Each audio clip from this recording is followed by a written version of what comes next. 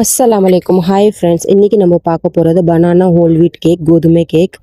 So அதுக்கு வந்து banana 4 சின்னது எடுத்திருக்கேன்.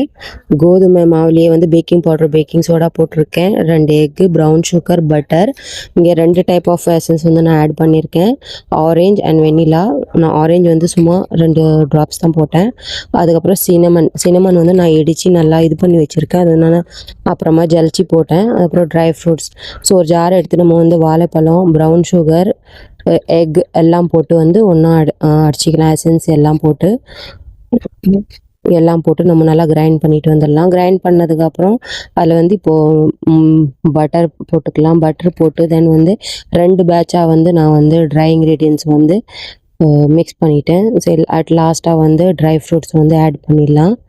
ஆட் பண்ணிவிட்டு இப்போ நம்ம பேக்கிங் ட்ரேயில் போட்டு 170 டிகிரியில் 25 to 30 மினிட்ஸ் வந்து நம்ம பேக் பண்ண போகிறோம். ஸோ இது வந்து மைதா கேக்கோட இது வந்து கொஞ்சம் நல்லா டேஸ்ட்டு நல்லாயிருக்கும். நீங்கள் டீக்கு எல்லாம் சாப்பிட்ணுன்னா இது வந்து நல்லாயிருக்கும். இப்போ நம்ம பேக் பண்ணி எடுத்தாச்சு.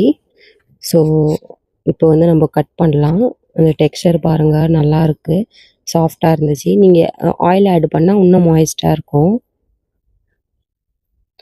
ஸோ நீங்களும் ரெசிபி ட்ரை பண்ணிவிட்டு எப்படி இருந்துச்சுன்னு சொல்லுங்கள். ஃபாலோ பண்ணுங்கள். அஸ்ஸலாமு அலைக்கும்.